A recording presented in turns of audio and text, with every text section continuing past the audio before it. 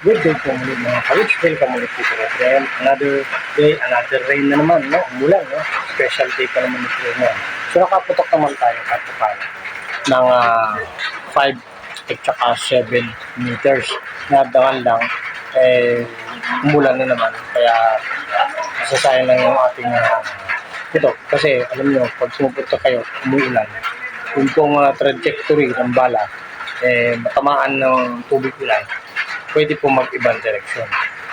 So, yan po yung ibang mga factors kapag hindi ka makabulsay o ano man, sayang lang po.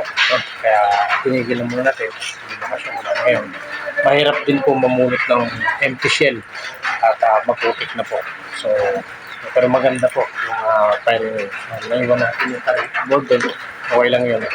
At sa mga nauna natin video, ay okay naman po yung ating mga shots, no? So, lagi po niyong tatandaan mga ka-woods, yung ating 7 fundamentals sa marksmanship, lagi po natin i-apply pag nandito tayo sa firing range. Siyempre, ano po ba yung ating 7 fundamentals sa marksmanship?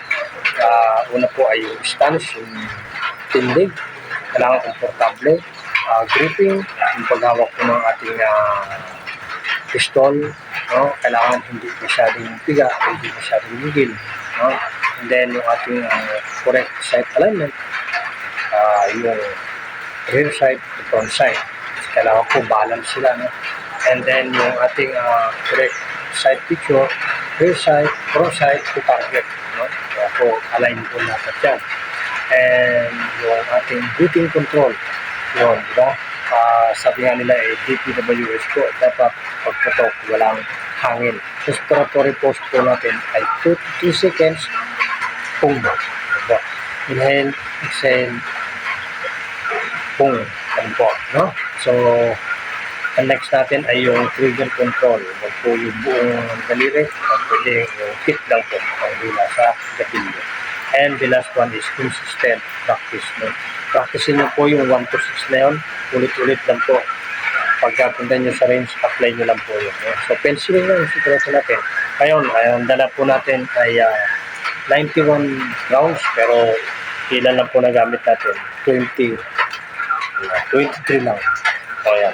23 lang po yung nagamit natin. So, hindi po natin kayang ubusin yung 100 rounds kung yun at yun din po yung tama. Tsaka umulan na rin po. Sayang yung basyo magpuputikan. At ang hirap po po. Kaya po muli, maraming po salamat.